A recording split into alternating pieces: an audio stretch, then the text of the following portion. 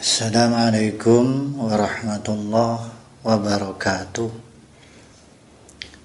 Subhana man tafala idami wal ijad wa tanazzahat dzatuhu anil hululi wal ittihad wa tabaraka ismuhu wa ta'ala na'tuhu mimma yaqulu adh-dhalimuna min mumasalatil ibad wa nusalli ala abdil khalqihi wa khairi khulafaihi wa anfasi asfiyaihi sayyidina Muhammad wa ala alihi wa ashabihi wa mutabihim ila yaumil ma'ad.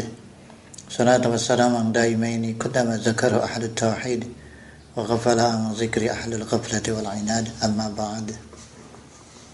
Alhamdulillah,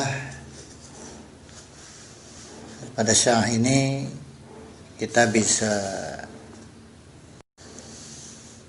memulai lagi kajian berikutnya, yaitu kajian Naldom Kitab Johar Tauhid yang pertemuan yang ke-6.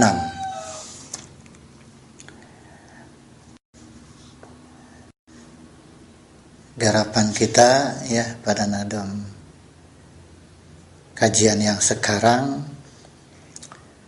adalah bait berikut ini. Wajib bi anna awalan mimma yajib ma'rifatun wa fihi khulqun muntasib. Mantapkeun yen barang wajib pangheulana ma'rifat ngan loba pabentrok pahamna. Wajib dan yakinkanlah, pastikanlah bianna awalan, bahwa sesungguhnya yang paling pertama mimma, dari perkara-perkara yajibu yang wajib itu mimma saking perkara yajib kang wajib iku ma'rifatun, yaitu mengetahui atau ma'rifat. Wabihi, di dalam hal ma'rifat ini khulupun muntasib, khulupun berbagai ikhtilaf, khilafiyah, perbedaan pendapat, muntasib itu saling centang perentang ya, seperti itu mungkin. Yakni daripada maksud pengarang Nadom Kitab Johar Tauhid ini bahwa itikadkanlah sesungguhnya yang paling pertama hal yang diwajibkan kepada umat manusia adalah ma'rifat. Artinya mengetahui Tuhannya Allah Subhanahu wa taala. Nah, cuma di sini ada berbagai pendapat para ulama ya dalam hal mana perkara yang wajib yang harus lebih didahulukan. Nah, maka yang dimaksud dengan ma'rifat yang ada di dalam bait Nadom tadi ya, ma'rifat adalah artinya mengetahui terhadap sifat-sifat Allah, terhadap hukum tentang ketuhanan ya, sebagaimana nanti yang akan dijelaskan di dalam kitab ini di pembahasan berikutnya.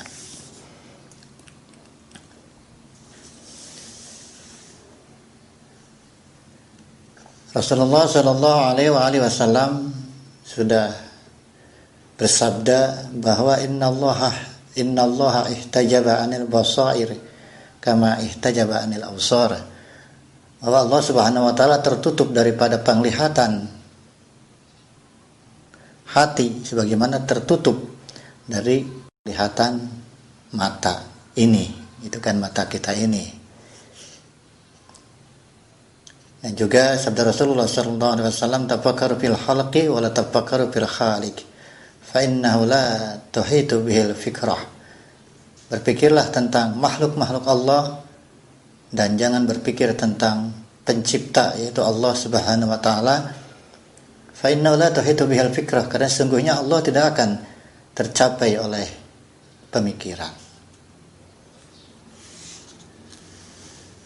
Itu bait yang pertama.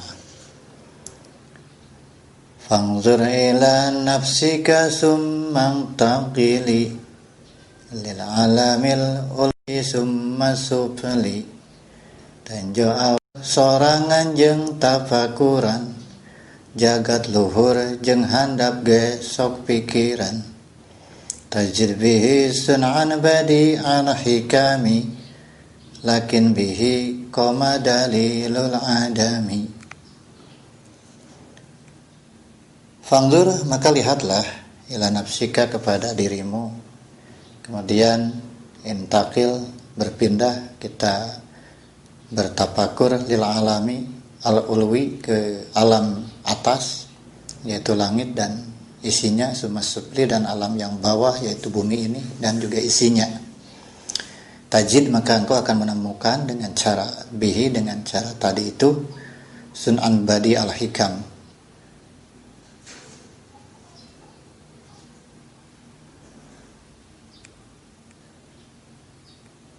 yaitu ciptaan yang sangat-sangat ajaib, ya, sangat-sangat istimewa, gitu kan. Lakin tetapi dengan kita bertafakur, melihat keistimewaan, keajaiban alam ini, kita akan bisa menemukan satu kesimpulan bahwa bihi qoma dalilul adam, bahwa alam ini terdapat hujah, dalil akan adanya permulaan, ya, ada alam ini. Artinya sebelumnya memang tidak ada alam ini, dan ada, dan nanti pun akan ditiadakan.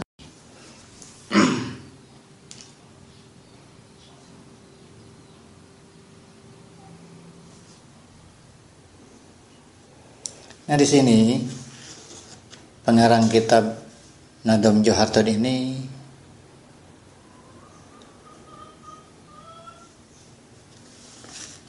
memerintahkan kepada kita untuk berpikir, ya, tentang diri kita, juga alam atas dan alam yang bawah.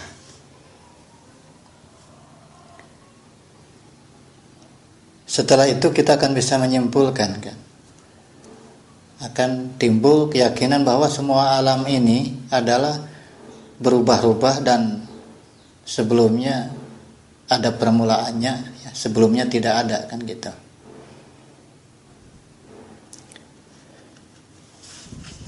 Sebagaimana kalau kita mau berhujjah dengan ayat Al-Quran, Allah Subhanahu wa ta'ala pun memerintahkan kepada kita untuk bernazar, kan, artinya berpikir terhadap segala ciptaan-ciptaannya.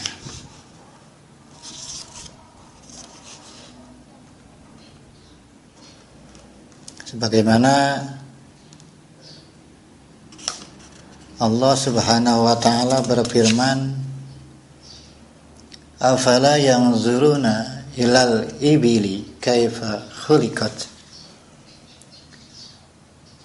apakah mereka tidak memperhatikan bagaimana unta diciptakan? Itu kata Allah di dalam surat Al-Ghasyiyah ayat 17, kan. Apakah mereka tidak berpikir? Afala yanzuruna ilal ibil, apakah tidak memperhatikan, melihat bagaimana unta diciptakan?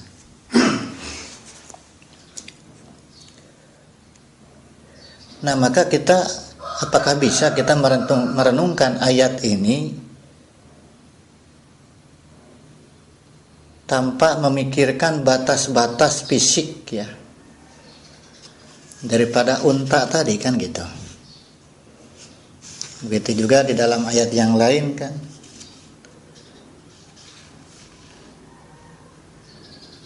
Inna fi khalqis samawati wal ardi wa ihtilafil laili wan nahar la ayatil liulil albab. bahwa sesungguhnya di dalam penciptaan langit dan bumi dan juga terjadinya perputaran malam dan siang itu merupakan tanda-tanda bagi mereka yang memiliki pemikiran, yang memiliki akal, kan begitu. Nah, di sini apakah kita bisa merenungkan ayat ini tanpa kita memikirkan batas-batas fisik dari bumi dan langit dan juga unta sebagaimana di dalam ayat tadi, kan? Tentu tidak, kan?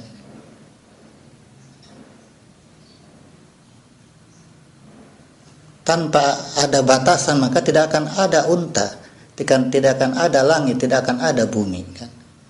Karena bumi, unta, langit itu akan ada batasan. Ini realitas keadaannya, kan begitu. Begitu juga tubuh kita, kan ada batas tubuhnya. Tubuh kita terbatas, kan, tangan ada bentuknya, ada batasnya. Kalau ada bentuk, ada batas, berarti kan ada yang menentukan bentuk dan batasannya, kan begitu. Nah, dari itu kita merenungkan, kan, bahwa semua itu adalah tanda-tanda akan adanya Sang Pencipta Allah Subhanahu wa taala.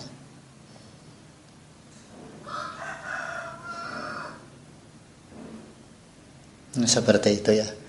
Juga Allah Subhanahu wa taala menyatakan bahwa laisa kamitslihi syai'un wa huwas samiul basir. Bahwa sama sekali Allah itu tidak menyerupai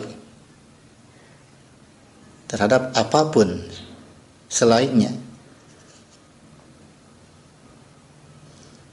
Artinya apa yang benar atau ada pada ciptaannya itu tidak benar bisa ada pada Allah Subhanahu wa taala. Coba kita bisa amati, kan, semua ciptaan sebagaimana tadi dikatakan oleh pengarang kitab ini, fangdur ila nafsik, lihat diri kita. Semantakil ilal alamil ulwi, lihat alam yang atas, lihat alam yang bawah. Kita melihat kepada diri kita, kan. Juga ciptaan yang ada di sekitar kita, pohon, batu dan yang lain-lain, semua hal itu kan menempati ruang. Apakah benda mati atau benda hidup itu kan memiliki ruang, menempat, kan. Juga memiliki sifat-sifat dari yang memiliki ruang, kan, seperti ada warna, ada bentuknya. Ini adalah jenis ciptaan, kan, jenis makhluk. Artinya bahwa makhluk itu menempat, memiliki ruang untuk ukuran tempatnya, kan, dan juga memiliki batas dan bentuk.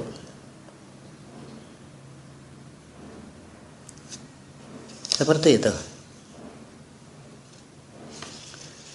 Nah, maka Allah Subhanahu wa taala, kita simpulkan bahwa Allah tidak menempat dan juga tidak memiliki sifat-sifat dari sesuatu yang menempat.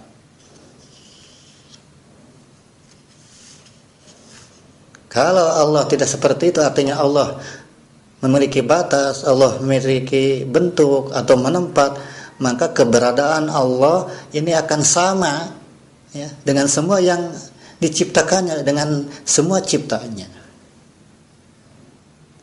Dan ini jelas mustahil karena Allah berfirman, laisa kamitslihi syai'. Allah tidak menyerupai apapun dari ciptaannya.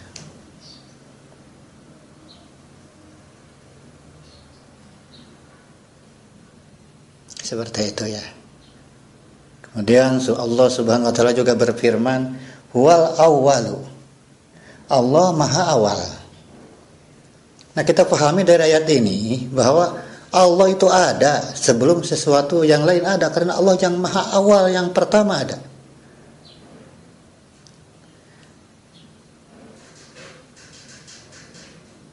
Dan adanya Allah tidak didahului oleh tidak ada, kan gitu. Atau didahului oleh keberadaan sesuatu yang selain Allah, tidak ada.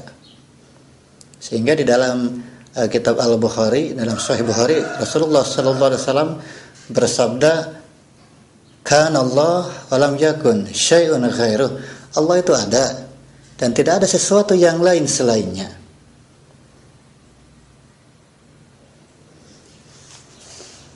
Maka keberadaan Allah Subhanahu wa taala ini tidak menyerupai keberadaan makhluknya dan tidak terpengaruh oleh apapun.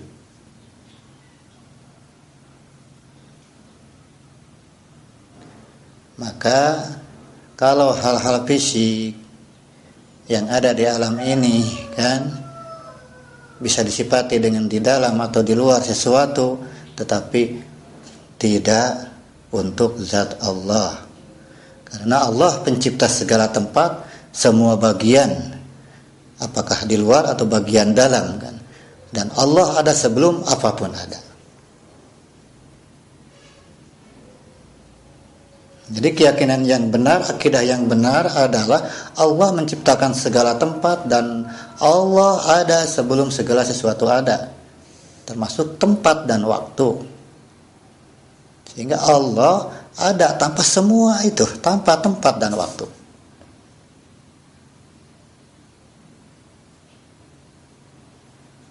Artinya bahwa segala apapun yang memiliki batas adalah makhluk atau ciptaan kan. Ini yang pertama ya, harus diperhatikan bahwa apapun yang memiliki batas adalah ciptaan. Sebab kenapa?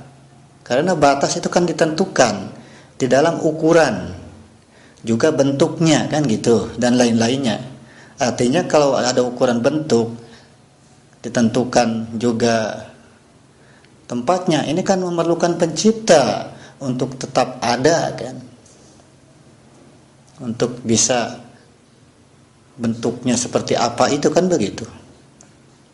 Kalau orang menyangka bahwa enggak begitu ya, bahwa ada sesuatu bentuk yang tidak memerlukan pencipta, umpamanya Allah, karena mereka menyatakan Allah itu jisim, fisik, ada batasan, maka kalau ada sesuatu bentuk batas yang tidak memiliki pencipta, maka batas lain pun ya kan tidak akan bisa jadi dalil akan adanya pencipta kan gitu. Bentuk unta, langit, bumi ini tidak akan lagi bisa menjadi bukti akan keberadaan Allah Subhanahu wa taala. Nah, begitu kan.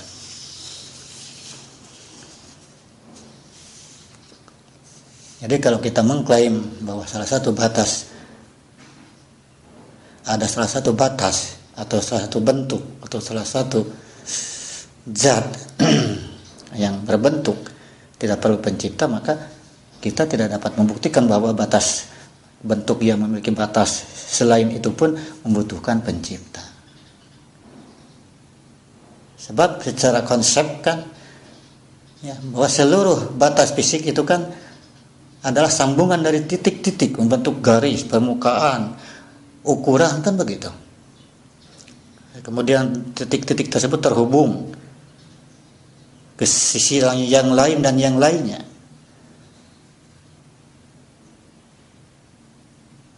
Sehingga pada spesifikasi sebelumnya juga kan gitu.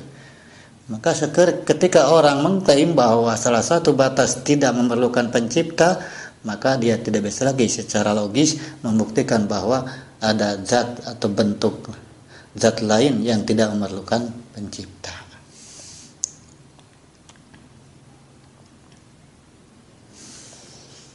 Nah, cuma ya pasti orang yang berpikiran tajim, orang yang berpikiran fisik, visual itu ya, pasti menolak ya akan teori bahwa ada sesuatu zat yang ada tanpa membutuhkan tempat dan waktu. Artinya mereka berpikir bahwa sesuatu yang ada ya pasti harus jisim, harus berbentuk, harus terbatas dengan sesuatu batasan-batasan. Ya.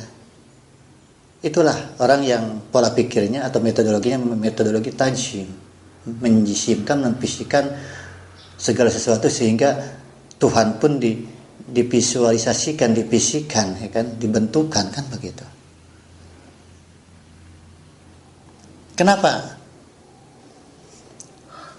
Karena ya, orang yang menolak adanya sesuatu, orang yang menolak bahwa Allah tidak membutuhkan tempat dan tidak terlingkup waktu, itu karena pola pikir tajsim, memfisikkan segala apapun, dan kalau bukan fisik berarti tidak ada, kan begitu. Maka ini tidak bisa diterima kan. Karena manusia itu kan hanya berpikir di pengamatan apa yang mereka rasakan dengan indera kan.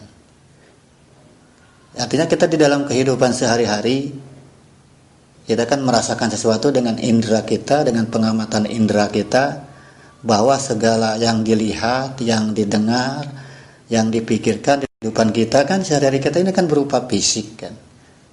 Dilihat oleh kita segala sesuatu itu kan ada batasan, ada bentuk, ada tempat kan gitu.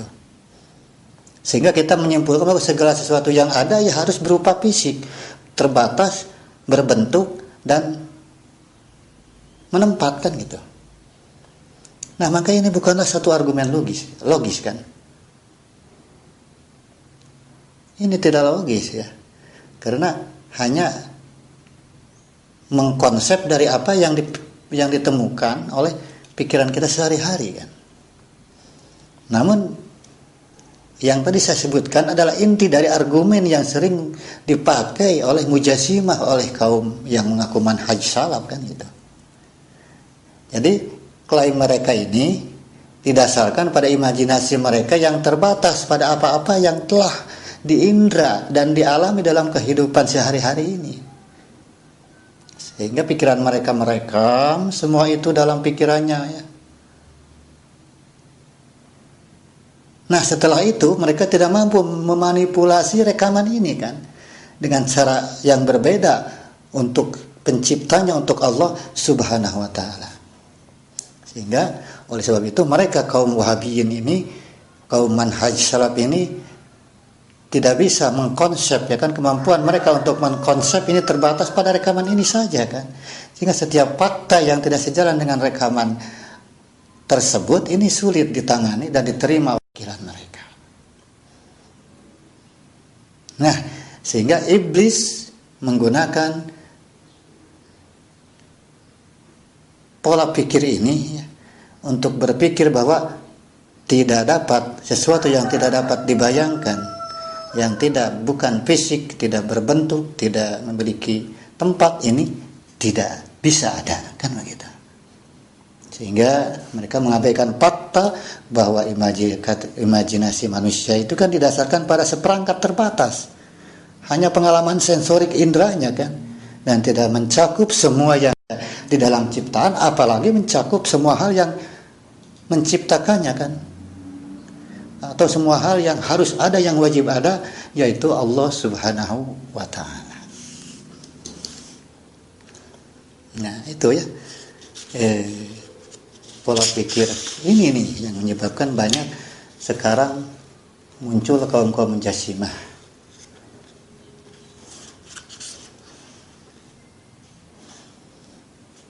Begitu kan. Jadi para Wahabi menggunakan akal tajsim, artinya bahwa sesuatu yang ada mesti jisim, mesti memiliki bentuk dan rupa, juga tempat. Sehingga mereka percaya bahwa Allah adalah fisik kan, memiliki tubuh, memiliki tangan, memiliki kaki. Cuman kita tidak tahu bagaimana tangan Allah, tapi tetap saja kan namanya sesuatu bentuk, suatu organ kan ada bentuk, ada batas kan, ada ukuran kan gitu. Sehingga dengan cara berpikir mereka ini, mereka memahami setiap nas, setiap ayat-ayat yang ada di dalam Al-Quran ataupun kalimat-kalimat yang ada di dalam Al-Hadis yang tekstualnya menyebutkan tentang fisik Allah, ini sangat membantu ide mereka kan tentang pemahaman akal mereka ini kan. Dan mereka jadikan itu sebagai bukti untuk akidah mereka. Nah, inilah pemahaman akal mereka ini berdampak pada perbedaan akidah kita dengan akidah mereka di dalam memahami semua nas atau perkataan ulama-ulama salaf tentang sifat dan zat Allah Subhanahu wa ta'ala. Begitu juga kan misal ya orang-orang Wahabi memahami tafsir Ibnu Katsir itu benar selaras dengan akidah mereka menurut pandangan mereka kan begitu.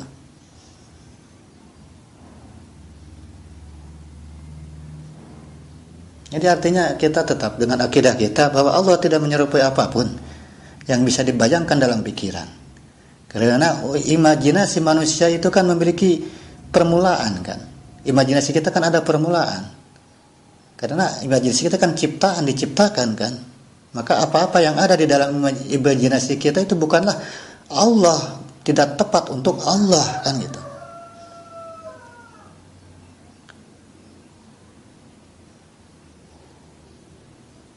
Nah, seperti itu. Nah, ini yang harus kita pahami ya. Begitu juga kalau kita membahas tentang waktu kan. Allah tidak terlingkup waktu, Allah tidak dalam waktu.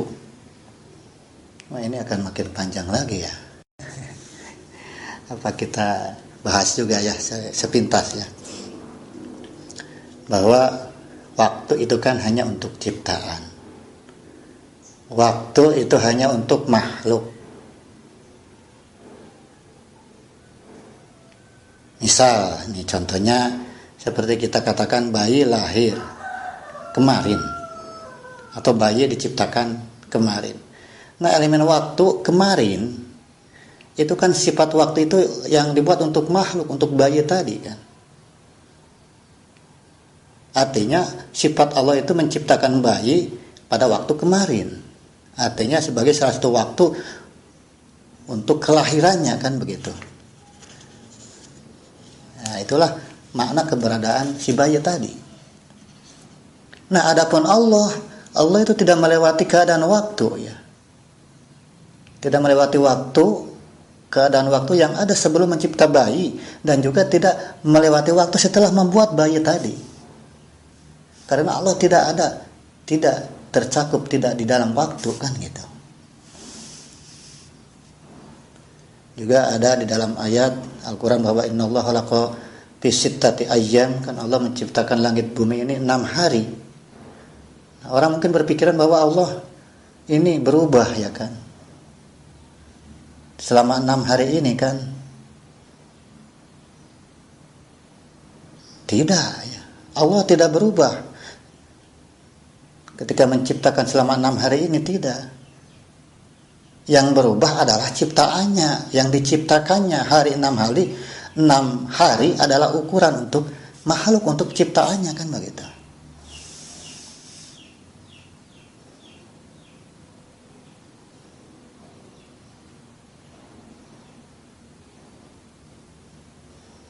Nah, sehingga ini kelompok-kelompok haromiyah, kaum di antara sebagian sekte firqah Mujassimah mengklaim bahwa sifat Allah itu atau sifat Allah mencipta, takwin, ini sebuah peristiwa, merupakan sebuah peristiwa yang ada pada Allah kan. Sehingga ada gerakan, ada awal permulaan kan gitu.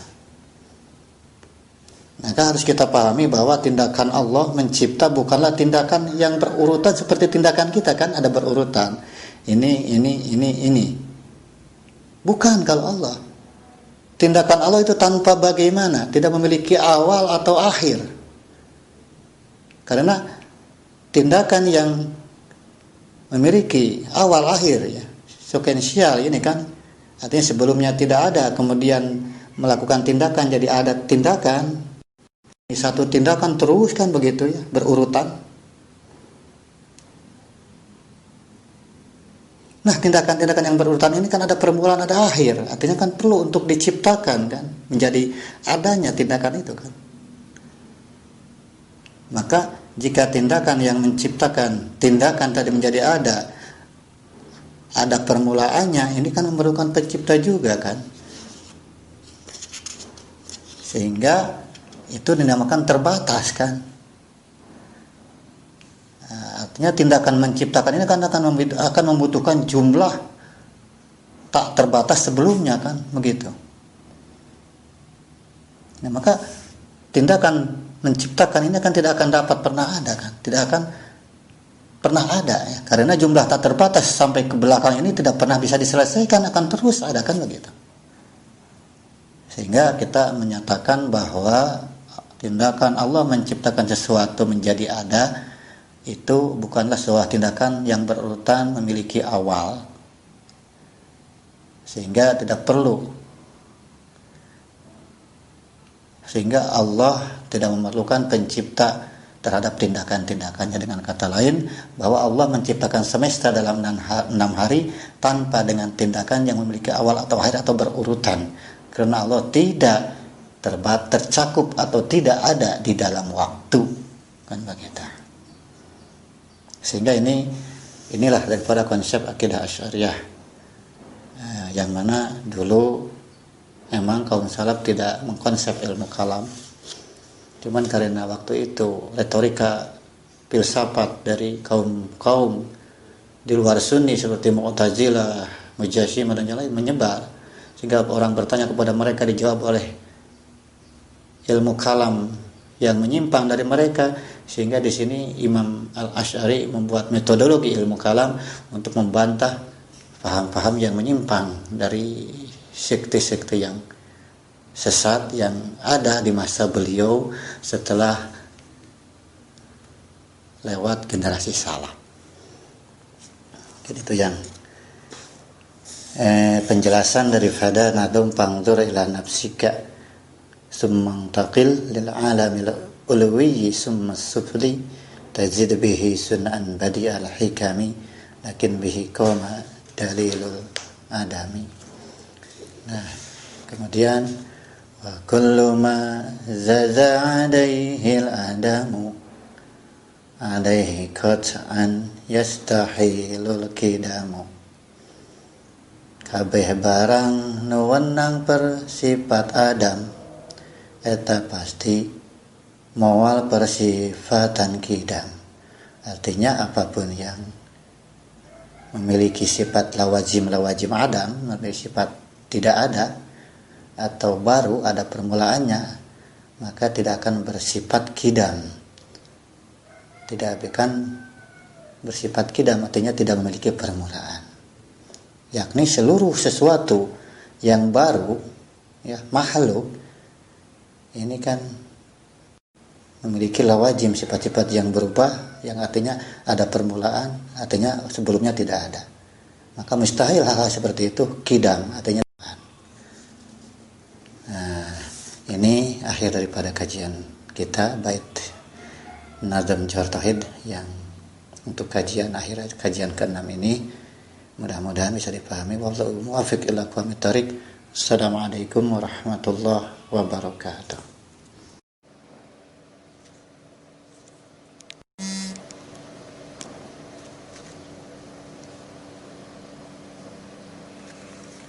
Assalamualaikum warahmatullahi wabarakatuh. Subhana man tafala idami wal ijad wa tanazzahat dzatuhu anil hululi wal ittihad wa tabaraka ismuhu wa ta'ala na'tuhu mimma yaqulu adh-dhalimuna min mumasalatil ibad wa nusalli wa nusallimu ala abdi khalqihi wa khairi khulafaihi wa anfasi asfiyaihi sayyidina Muhammad wa ala alihi wa ashabihi wa mutabihim ila yaumil ma'ad. Salatu wassalamu daimaini qadama zakaru ahli tauhid wa ghafala an zikri ahli al-ghaflati wal inad. Amma ba'd. Alhamdulillah, pada saat ini kita bisa memulai lagi kajian berikutnya, yaitu kajian Nazm Kitab Jawhar Tauhid yang pertemuan yang ke-6.